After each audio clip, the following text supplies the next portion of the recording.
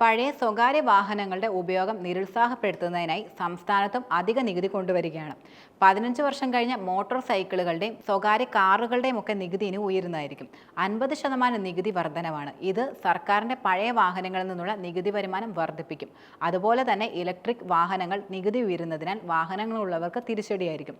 Electric വാഹനങ്ങൾ ഇനി ഉയർന്ന വാഹന വിലയുടെ അടിസ്ഥാനത്തിലായിരിക്കും നികുതി എന്നത്. നിലവിൽ ഒറ്റത്തവണ നികുതിയായി 15 വർഷത്തേക്ക് 5% നികുതിയായി അടച്ചിരുന്നത്. ഈ രീതി ഇനി മാറുകയാണ്. സ്വകാര്യ ഇലക്ട്രിക് വാഹനങ്ങളുടെ നികുതി ഇനി അവയുടെ വിലയുടെ അടിസ്ഥാനത്തിലായിരിക്കും. അതായത് 15 ലക്ഷം രൂപയിൽ കൂടുതൽ വിലയുള്ള ഇലക്ട്രിക് വാഹനങ്ങളാണ് കൈവശമുള്ളതെങ്കിൽ ഈ വാഹന വിലയുടെ 8% നികുതിയായി നൽകേണ്ടി വരും. 20 വർഷം രൂപയിൽ കൂടുതൽ വിലയുള്ള വാഹനങ്ങൾക്ക് 10% നികുതി നൽകേണ്ടത്. ബാറ്ററി റേറ്റിംഗ് ഫെസിലിറ്റിയുള്ള വാഹനങ്ങൾക്ക് വാഹന വിലയുടെ 10% നികുതിയായി നൽകേണ്ടി വരും. സഹകരണ ബാങ്കുകളിലെ പണയവസ്തു രജിസ്ട്രേഷനായുള്ള നിരക്കുകൾ ഇനിയും ഉയരും.